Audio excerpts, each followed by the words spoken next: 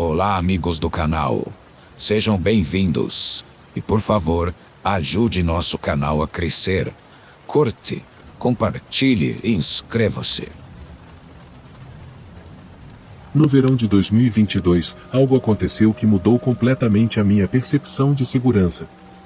Era julho, e os pais de um amigo iam viajar por uma semana, então ele decidiu organizar uma festa na piscina.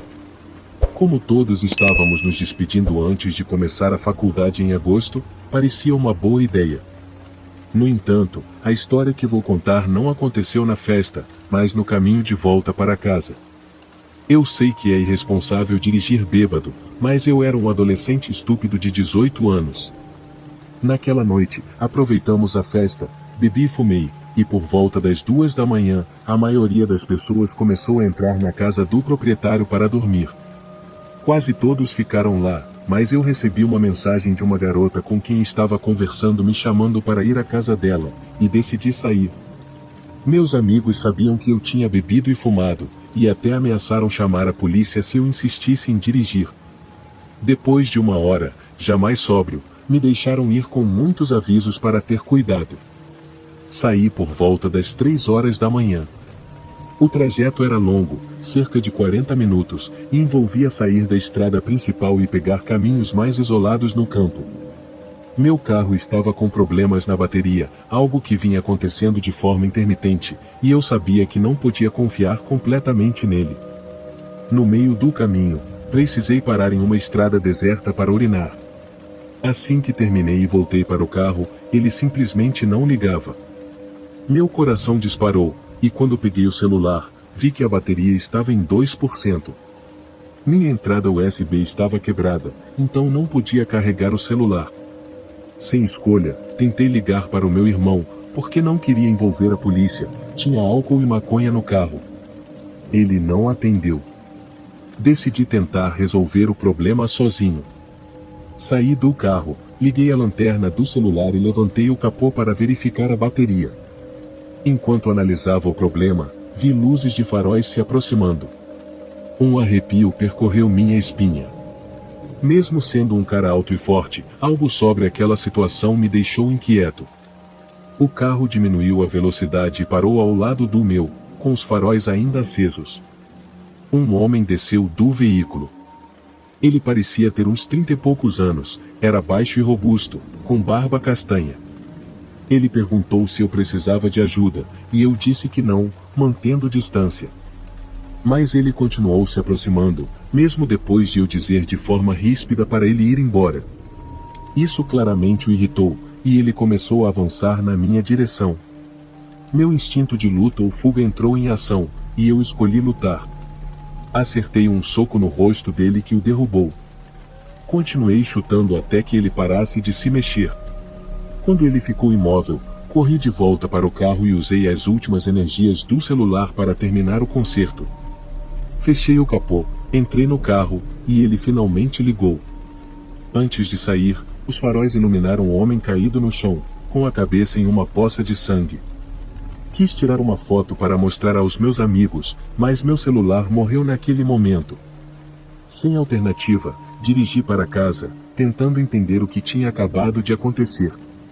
Ao chegar em casa, carreguei o celular, me limpei e liguei para a polícia, relatando tudo o que tinha ocorrido. Mais tarde, os policiais foram até o local onde tudo aconteceu, mas só encontraram sangue seco. O homem havia desaparecido. Até hoje, essa foi a experiência mais assustadora da minha vida, e fico arrepiado ao lembrar de cada detalhe. Eu, mulher, tinha 25 anos na época.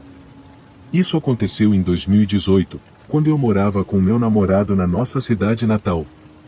Era uma cidade pequena, relativamente pobre, com alguns problemas relacionados a drogas, e não havia muito o que fazer. Meu namorado, que agora é meu marido, estava na casa de um amigo. Era sábado à noite, e ele disse que chegaria por volta das 21 horas. Ele estava a cerca de 2 cidades de distância, aproximadamente 20 minutos de carro. Na época, morávamos em um sobrado dividido em 2 apartamentos, um no andar de cima e outro no térreo. Antes, a casa era uma única residência, mas foi transformada em 2 apartamentos. Minha prima alugava o apartamento térreo e era meio barulhenta, então eu sabia bem quando ela estava ou não em casa. Naquela noite, ela não estava. A rua onde morávamos tinha as partes traseiras das casas voltadas para um beco estreito, que dava acesso às garagens. O apartamento de baixo tinha uma varanda na frente com uma porta e uma porta lateral. Já o nosso apartamento, no andar de cima, tinha uma porta nos fundos acessada por uma escada de madeira do lado de fora. Estava sozinha assistindo TV quando ouvi alguém subindo as escadas e batendo na porta. Era 20h30. Não seria incomum para o meu namorado chegar mais cedo, talvez ele tivesse se cansado de jogar videogame ou simplesmente decidido voltar antes. Normalmente, eu abria a porta para ele em vez de ele precisar usar as chaves, porque estava sempre escuro e isso podia ser um incômodo. Levantei e abri a porta, mas não era o meu namorado. Era um homem magro, usando bermuda larga demais e um moletom com capuz. Ele tinha uns 4 dentes na boca e balançava para frente e para trás. Fiquei tão chocada, pois tinha certeza de que era o meu namorado chegando. O homem perguntou: "Posso usar seu telefone?" Atrás dele, ao pé da escada, no beco, vi um carro grande, parado com alguém no banco do motorista. Entrei em pânico e respondi: "Espera aí, só um momento", então fechei e tranquei a porta. Acho que fiquei mais chocada por ser um estranho na porta, e não o meu namorado, do que por qualquer outra coisa. Me escondi na sala, atrás do sofá, onde ele não podia me ver pelas janelas ou portas. Fiquei paralisada, com uma sensação forte de que aquilo não estava certo. Depois de alguns minutos, ouvi ele descendo as escadas. Fui até a porta e vi o carro indo embora pelo beco. Liguei para o meu namorado e contei o que aconteceu. Ele disse que sairia imediatamente para vir para casa, mas, como mencionei, a viagem levaria cerca de 20 minutos. Ele já estava prestes a sair mesmo. Quando ele chegou, acabei me acalmando e, honestamente, me senti meio boba. Por que não emprestei o telefone para ele? Será que foi mesmo tão estranho? Mas, pensando melhor nos dias seguintes, comecei a questionar. Era 2018. Nem ele nem a pessoa no carro tinham um telefone? E não parecia que estavam com problemas no carro. Por que eles precisariam de um telefone de um estranho? Além disso, eles entraram no beco, foram até os fundos da minha casa e subiram as escadas. Não foram até a porta da frente do apartamento de baixo, que era mais acessível. Se alguém estivesse na varanda, eu teria ouvido. Eles também não foram a nenhuma outra casa. Quando foram embora, vi que saíram completamente da rua. Por que pedir um telefone em uma casa onde não havia carro na garagem? E, claro, nossa câmera de segurança, que funcionava com bateria, estava descarregada na hora. Sinceramente, não sei o que eles queriam. Se alguém tiver alguma ideia ou achar que estou exagerando, me avise. Mas aquele cara estranho na minha porta, espero nunca mais encontrá-lo. Eu estava acampando em uma floresta familiar. Já fazia 2 dias que eu estava ali, com a barraca montada e aproveitando para pescar, sem muitas outras atividades. No 3º dia, decidi fazer uma trilha ao norte do meu acampamento. Não havia trilhas marcadas naquela região, então segui subindo parcialmente a montanha em uma direção geral, conhecendo os marcos perto do acampamento e levando o equipamento necessário para não me perder. Estava apenas curtindo a caminhada. Passava um pouco do meio-dia quando notei uma coluna de fumaça atrás de mim. Parecia vir do meu acampamento ou de algum lugar próximo. Tentei encontrar um ponto de vista melhor para observar e, conforme analisei, parecia que algo estava queimando muito perto. Preocupado, voltei rapidamente. Sabia que não havia deixado o fogo aceso, então não fazia ideia do que poderia ser. Quando cheguei a cerca de 400 metros da fonte da fumaça, percebi que não era exatamente no meu acampamento. Verifiquei tudo ao retornar e confirmei que nada estava errado. No entanto, a fumaça vinha de muito perto, entre as árvores, em um ponto que eu não conseguia enxergar. Considerei ir ver o que era, mas concluí que provavelmente era apenas uma fogueira de outro acampamento. Era estranho que alguém estivesse ali tão perto, já que não havia trilhas na região, mas decidi não procurar problemas e fiquei no meu acampamento. Continuei com meu dia, mas, uma hora depois, olhei ao redor e senti meu corpo gelar. Vi um homem parado na floresta, observando. Ele estava imóvel, olhando em direção ao acampamento. Não fazia ideia de quanto tempo ele estava ali. Dei um aceno nervoso, mas ele não retribuiu. Apesar de estar longe demais para ter certeza de que ele me observava diretamente, era óbvio que estava voltado para minha direção. Depois de quase 15 minutos, ele desapareceu na floresta. Aquilo me deixou inquieto. Não fazia sentido alguém agir daquela forma, especialmente em um lugar tão isolado. Mais tarde, caminhei até o ponto onde o vi, mas não encontrei nada de especial. Era apenas mais um pedaço da floresta. Quando o sol começou a se pôr, tentei me convencer de que estava exagerando, mas a inquietação permanecia. Quando a noite caiu completamente, eu estava sentado perto da fogueira, tentando relaxar. Foi então que notei uma luz piscando na floresta à esquerda. Parecia outra fogueira, mas não estava no mesmo local de onde via fumaça durante o dia. Era próxima ao ponto onde havia visto o homem. Me levantei, sentindo a tensão crescer novamente. Observei a fogueira, mas não parecia haver ninguém ao redor. Olhei ao redor cuidadosamente, então, vi algo ainda mais perturbador. Atrás de um arbusto, a cerca de 3 a 5 metros de distância, havia um rosto me observando. Meu coração disparou de imediato. A figura parecia acreditar que eu não a tinha notado.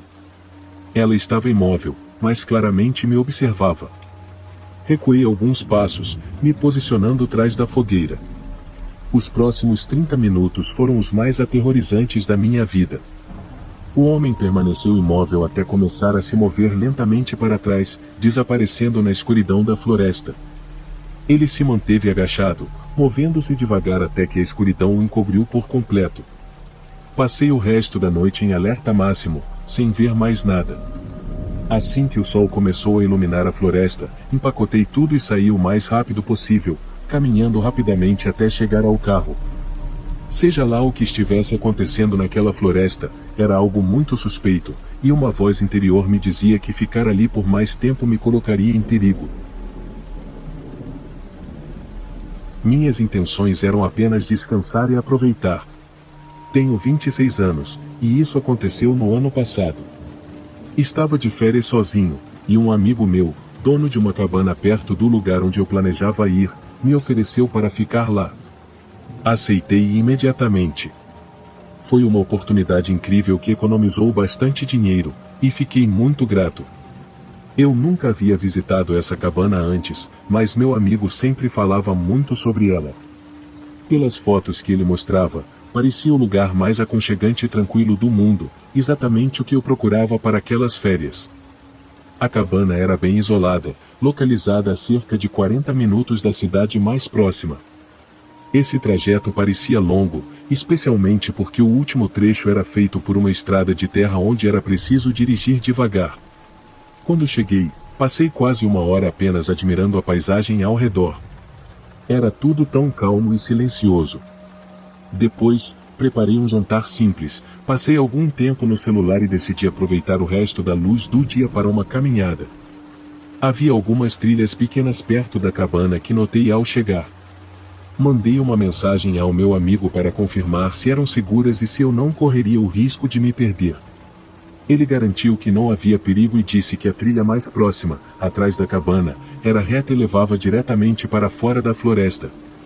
Isso parecia perfeito. Coloquei minhas botas de caminhada e segui pela trilha.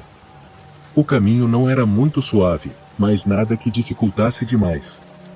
Fui caminhando por cerca de meia hora, observando a natureza e deixando meus pensamentos vagarem, até que ouvi algo que me fez parar. Um som confuso e uma voz masculina falando em um tom áspero e alto. Assim que parei, o som cessou, mas, logo depois, ouvi novamente. A voz vinha de algum lugar à direita da trilha, mas eu não conseguia ver ninguém. Parecia que ele estava falando ou gritando com alguém. Embora estivesse curioso, decidi não me afastar da trilha. Não sabia se havia outras cabanas ou casas naquela área, mas era estranho que alguém estivesse ali, fora do caminho.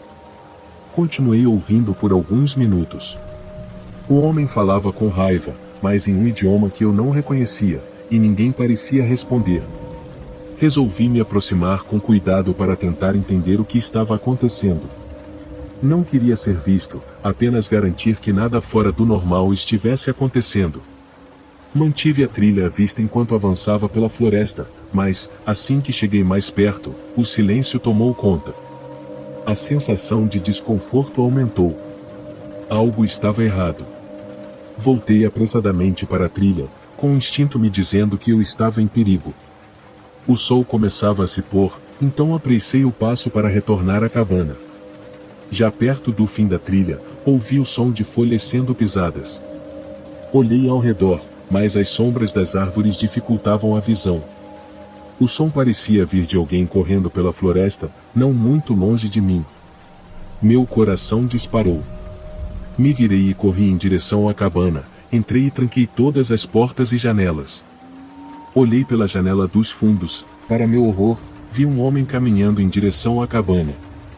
Ele usava um moletom grosso e segurava algo na mão.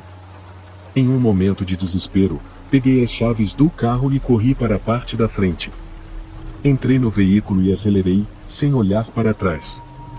Depois, ao contar ao meu amigo, ele me garantiu que ninguém deveria estar naquela área. Não sei quem era aquele homem, com quem ele gritava ou o que queria, mas, se eu tivesse ficado na cabana, talvez não estivesse aqui para contar essa história.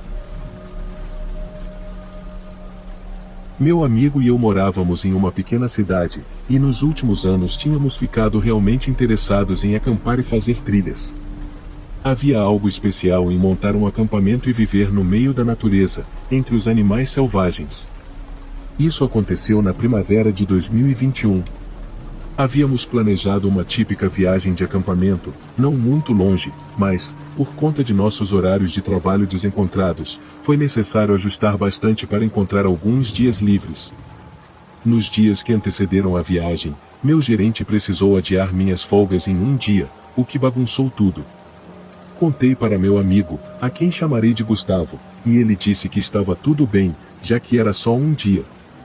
Ele sugeriu que iria sozinho, montaria o acampamento e passaria a primeira noite lá.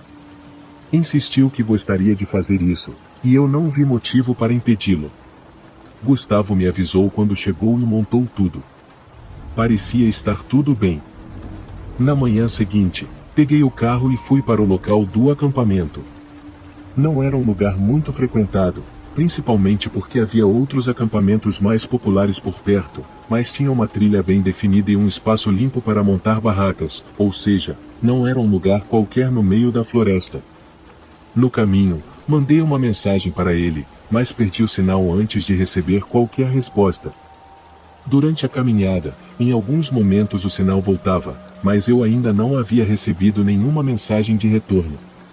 Pensei que talvez ele estivesse sem serviço ou que fosse algum problema no meu celular. Havia muitas razões para não ter recebido resposta, então não fiquei muito preocupado. Mas, ao chegar ao acampamento, algo estava errado, o Gustavo não estava lá. Verifiquei a barraca e os arredores, mas ele não estava em lugar nenhum. Ainda assim, tentei manter a calma, já que havia alguns lugares por perto que ele poderia ter ido, um rio próximo para pescar ou algumas trilhas com vistas bonitas. Ele poderia estar em qualquer um desses lugares. Deixei minha mochila, montei minha barraca e acendi uma fogueira para aquecer a comida enlatada que trouxe. Era só meio-dia, então, se ele tivesse ido ao rio ou explorar alguma trilha, provavelmente voltaria por volta das 3 ou 4 da tarde. Quando o relógio marcou 5 horas, comecei a ficar nervoso.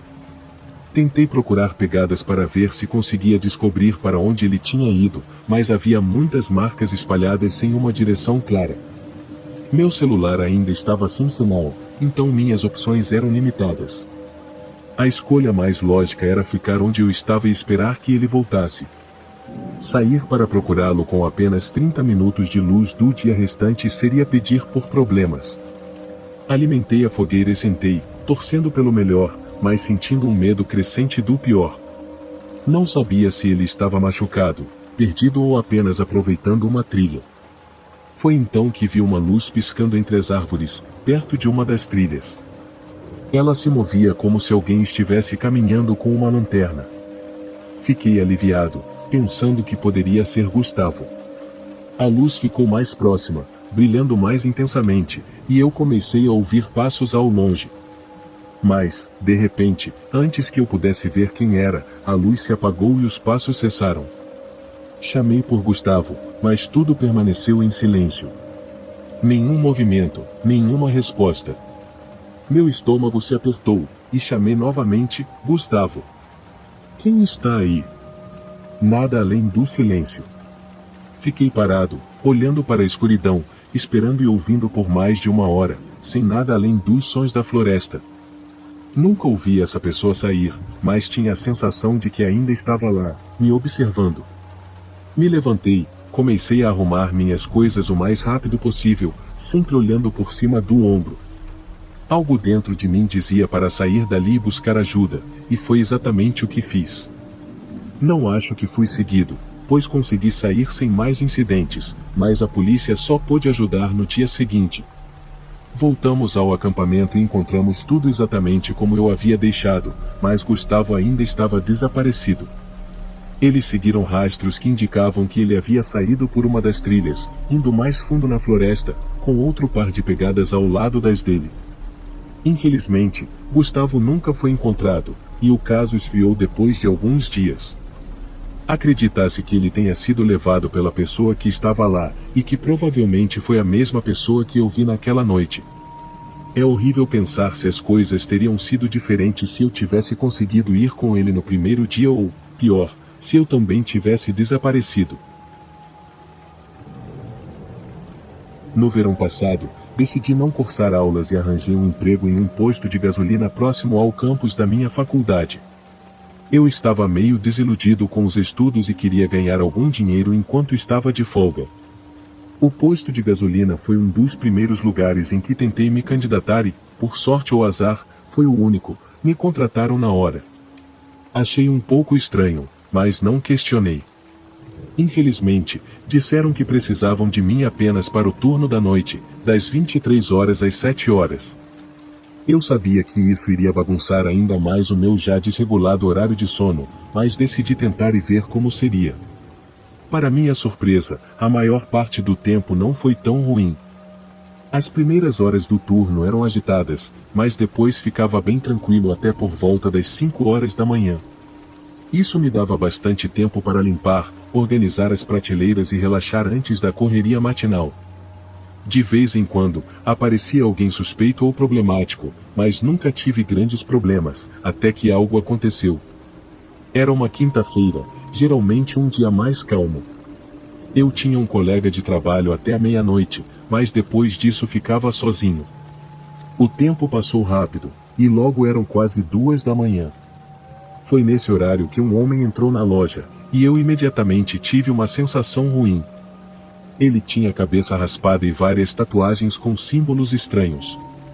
Notei que ele havia estacionado sua velha caminhonete levantada na vaga de deficientes, mas decidi não falar nada para evitar confusão. Ele passou alguns minutos andando pela loja e, no final, trouxe uma caixa de cerveja até o balcão. No entanto, já eram 2h01, e no meu condado existe uma lei que proíbe a venda de álcool entre 2 horas e 6 horas da manhã. Expliquei isso a ele da forma mais educada e me desculpando o máximo que pude, mas ele ficou irritado e começou a reclamar que era um país livre e que essa lei era estúpida. Tentei argumentar, dizendo que só estava fazendo meu trabalho, mas isso só piorou as coisas. Ele começou a me criticar, dizendo que eu era um capacho do meu chefe. Pedi que ele fosse embora se fosse continuar com aquele comportamento. Então, de repente, ele mudou de tom, agindo como se fosse meu amigo, dizendo que não era grande coisa e que eu deveria abrir uma exceção porque ele tinha entrado na loja antes das 2 horas. Ele até fazia sentido, então acabei cedendo, só para me livrar dele. Vendi a cerveja e, claro, ele pediu um maço de cigarros também. Não havia restrições para cigarros, então deixei ele levar. Ele saiu da loja sorrindo, e eu finalmente senti alívio, mas foi por pouco tempo. Em vez de ir embora, ele abriu a caçamba da caminhonete, sentou-se e começou a beber uma lata de cerveja. Eu sabia que aquilo não ia acabar bem. Poucos minutos depois, outra caminhonete estacionou ao lado da dele, e 2 homens desceram, também com cabeças raspadas e tatuagens. Eles se juntaram ao primeiro cara, fumando e bebendo ali mesmo. Eu sabia que precisava pedir para eles saírem, pois não era permitido beber em público, mas estava com medo. Eles ficavam olhando para mim pela janela, com sorrisos desafiadores, como se quisessem que eu tentasse. Antes que eu pudesse tomar coragem, um SUV parou ao lado deles, e mais 2 homens desceram, claramente parte do mesmo grupo. Minha mente começou a imaginar o pior, e se eles fossem incendiar a loja porque a esposa do dono era mexicana? Então, o primeiro homem voltou à loja, mais bêbado do que antes, e trouxe outra caixa de cerveja até o balcão. Antes que eu pudesse dizer que não podia vender, ele me olhou com um sorriso ameaçador e disse que eu não queria decepcioná-lo e aos amigos dele. Aquilo soou como uma ameaça clara, e eu deixei que ele levasse a cerveja. Depois que ele saiu, percebi que eles tinham jogado as latas vazias no chão, fazendo uma bagunça enorme. Me senti preso, impotente, com medo de ser agredido ou algo pior se eu tentasse enfrentá-los. Finalmente, não aguentei mais. Tranquei a porta da loja e liguei para a polícia. Alguns minutos depois, uma viatura chegou e mandou os caras irem embora. Houve gritaria do lado de fora, e eu temi que as coisas fossem piorar, mas, felizmente, eles acabaram indo embora sem causar mais problemas. O policial esperou até que eles saíssem para ir embora também. Antes de partir, pedi que ele ficasse por perto enquanto eu limpava a bagunça, com medo de que eles voltassem. No dia seguinte, pedi demissão. A ideia de ficar sozinho naquele posto, caso eles decidissem voltar, era aterrorizante demais para mim. Ainda hoje, fico preocupado em encontrar um deles pela cidade e ser reconhecido. Não sei do que essas pessoas são capazes, mas sei que minha cidade está cheia de gente como eles, sempre causando problemas.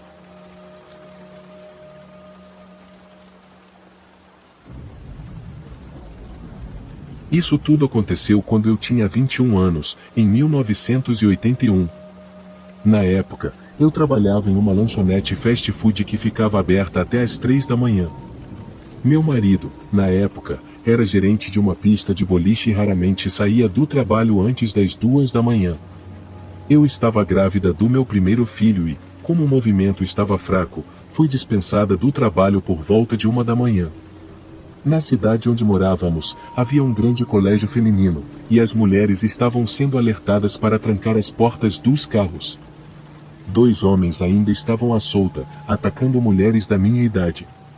Eles seguiam as vítimas até suas casas ou as forçavam a sair da estrada, sozinhas, tarde da noite. Esses homens as estupravam e matavam, e, até aquele momento, já haviam tirado a vida de pelo menos 3 mulheres. 2 delas foram encontradas em estradas desertas, e uma em um apartamento. Não havia nenhuma descrição física dos criminosos nem do veículo que usavam. Deixei o trabalho, entrei no meu carro, tranquei as portas e comecei a dirigir para casa. Porém, um arrepio percorreu a minha espinha, e meu instinto me dizia que algo estava muito errado. Logo percebi que estava sendo seguida. Tentei despistá-los fazendo várias voltas pela cidade, mas não consegui. Naquela época, a recomendação era dirigir até uma delegacia de polícia se você achasse que estava sendo seguida. No entanto, como havíamos nos mudado recentemente para a área, eu não sabia onde ficava a delegacia. Estava aterrorizada, em pânico, e não conseguia pensar no que fazer. Naquela época, não existiam celulares, e os telefones públicos ficavam espalhados em locais onde você podia parar o carro, baixar o vidro e usá-los sem sair do veículo. Mesmo assim, era necessário ter moedas para fazer uma ligação, até mesmo para o número de emergência. Pensei brevemente em tentar chegar a um desses telefones, mas estava muito assustada e não tinha confiança de que conseguiria inserir a moeda antes que os homens se aproximassem. decidi que a melhor opção era dirigir até a casa dos meus pais, que ficava a cerca de 4 ruas da minha casa. Ao chegar lá, percebi que ainda estava sendo seguida. Comecei a dar voltas em um pequeno quarteirão próximo à casa dos meus pais, buzinando várias vezes na tentativa de chamar a atenção. No entanto, isso não desmotivou os perseguidores, pelo contrário, eles se aproximaram ainda mais. Finalmente, entrei na garagem dos meus pais, mas os homens pararam logo atrás de mim, apagaram os faróis e ouvi as portas do carro deles se abrirem e fecharem. Meu coração disparou. 2 homens saíram do carro, cada um se aproximando por um lado do meu veículo. A casa dos meus pais tinha uma garagem dupla na frente, e, para entrar, era preciso passar pela porta da garagem ou pela porta da frente, que ficava a 2 carros de distância e tinha alguns degraus. Eu buzinava desesperadamente, mas eles continuavam avançando. Por sorte, meu pai, que era militar aposentado e costumava ficar acordado até tarde assistindo TV, ouviu o barulho. Ele acendeu a luz da varanda e saiu correndo pela porta da frente, avaliando rapidamente a situação. Começou a gritar com os homens, mandando eles saírem dali imediatamente, enquanto descia os degraus em direção a eles. Meu pai era alto, com cerca de 1,93 metros e estrutura robusta. Quando ele chegou à frente do carro deles e bateu no capô, os homens finalmente recuaram, dando ré rapidamente e fugindo. Infelizmente, meu pai não conseguiu anotar a placa do carro, pois eles não tinham uma placa frontal, mas ele descreveu o modelo e a cor do veículo para a polícia. Os policiais disseram que eu tive muita sorte pelo meu pai ter agido tão rapidamente.